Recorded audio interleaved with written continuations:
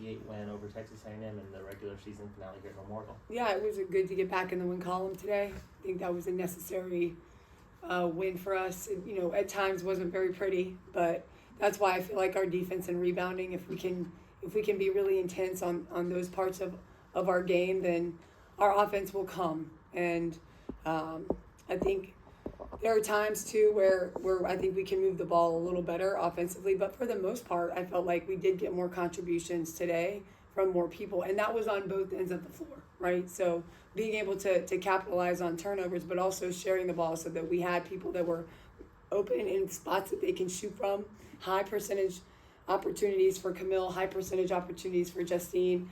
Even though Michaela had a tougher time getting downhill today, I still thought with 5 assists and 4 steals, and she still makes really hard things look easy to do. But she's always going to fill up the stat sheet in one way or another. Thought Ayana Moore played really well in the second half.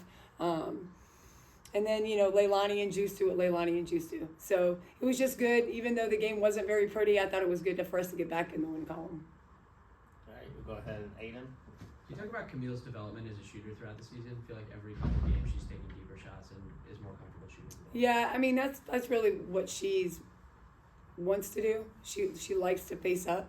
And I think eventually, she would be more comfortable on the perimeter, but she has had to work on her shot. She has had to work on her ball handling skills, and she's really quick, right? She has a quick first step. So the fact that she can get by people has allowed her now to get the space for her to get shots off in that pinch post area. She works a lot on it in practice and on her own. So it's good to see her playing with confidence right there at this time of the year.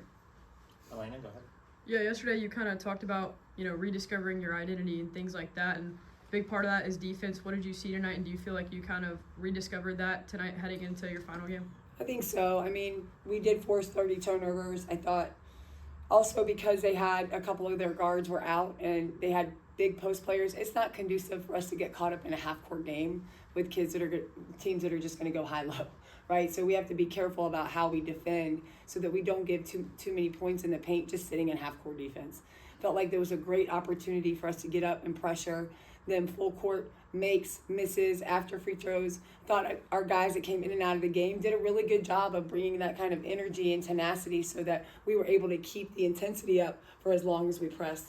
And we haven't done that in a while. So that was definitely a positive today. And I felt like once we started clicking with all of that, the game just, the margin widened. So it was good to see. Go ahead. I mean, you also talked about the contributions, but Justine Pissott, just really efficient night for her shooting. How important was she, and just how important can she be going forward to have a third scorer like that, especially coming off the bench? Justine has really been challenged this year in a lot of ways, and everybody knows that she's a great shooter. I mean, that's like what she's great at, and she can shoot it from here, for God's sake. I mean, she can shoot the thing, but we have got to have her defend and rebound. And for long stretches of games and practices, there hasn't been a lot of consistency over the course of the time that she's been here, but she's really, really worked at it. And because we pressure full court so much, she can't be a liability, and she's really worked hard to make sure that she's impactful defensively and impactful rebounding because she's 6'4", so that shooting isn't the only thing that she brings to the game for us. And now we can put her in different positions on the floor because she has a high IQ and because she can defend multiple different players. Any other questions? Elena, go ahead. I mean, Justine kind of touched on it too, being your final game here. The seniors too, that's kind of wrapping it up on a high note. Just what do they mean to you, and how is it for you as a coach being able to send them out that way? Yeah, I'm grateful for every player that I get to coach, for everything that they do for not only me, but for the program, for Vanderbilt, in the community, in the classroom.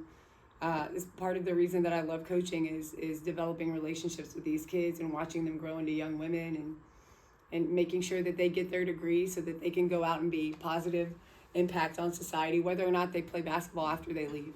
So the cool thing about Vanderbilt is it offers all these really amazing opportunities because we're in the SEC, because we're a high academic institution, because we're in the city of Nashville. You're not really missing anything. So the fact that they chose to come here and help us build to this point is really special to me, but I think they've also gotten a lot of wonderful memories and tools in their toolbox to take them on into the rest of their lives. So it's always bittersweet, you know, it's not over yet, but I'm glad that we were able to end this home stand with a win for them today. All right, Coach. Appreciate your time. All right.